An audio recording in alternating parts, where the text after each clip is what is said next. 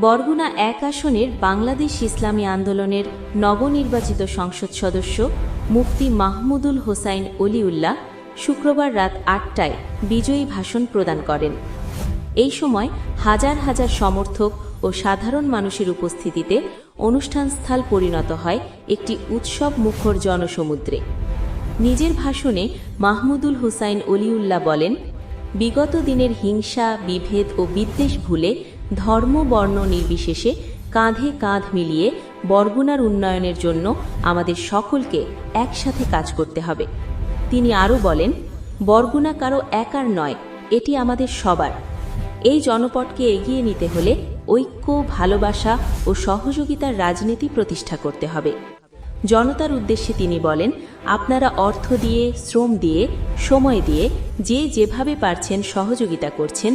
এই ভালোবাসা ও সমর্থনের জন্য আমি আপনাদের সকলের কাছে গভীরভাবে কৃতজ্ঞ। তিনি একটি ঐক্যবদ্ধ, শান্তিপূর্ণ ও উন্নত বরগুনা গড়ার প্রত্যয় ব্যক্ত করেন। The Islamic voice multimedia presentation.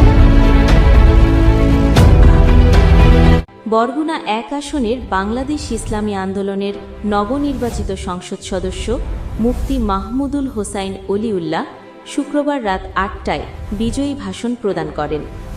এই সময় হাজার হাজার সমর্থক ও সাধারণ মানুষের উপস্থিতিতে অনুষ্ঠানস্থল পরিণত হয় একটি উৎসব মুখর জনসমুদ্রে। নিজের ভাষণে মাহমুদুল হোসাইন অলিউল্লাহ বলেন, বিগত দিনের হিংসা, বিভেদ ও বিদ্বেষ ভুলে ধর্ম বর্ণ নির্বিশেষে কাঁধে কাঁধ মিলিয়ে বরগুনার উন্নয়নের জন্য আমাদের সকলকে একসাথে কাজ করতে হবে। তিনি আরও বলেন, বরগুনা কারো একার নয়, এটি আমাদের সবার। এই জনপদকে এগিয়ে নিতে হলে ঐক্য, ভালোবাসা ও সহযোগিতার রাজনীতি প্রতিষ্ঠা করতে হবে। জনতার উদ্দেশ্যে তিনি বলেন, আপনারা অর্থ দিয়ে, শ্রম দিয়ে, সময় দিয়ে যে যেভাবে পারছেন সহযোগিতা করছেন। এই ভালোবাসা ও সমর্থনের জন্য আমি আপনাদের সকলের কাছে গভীরভাবে কৃতজ্ঞ। তিনি একটি ঐক্যবদ্ধ, শান্তিপূর্ণ ও উন্নত বরগুনা গড়ার প্রত্যয় ব্যক্ত করেন।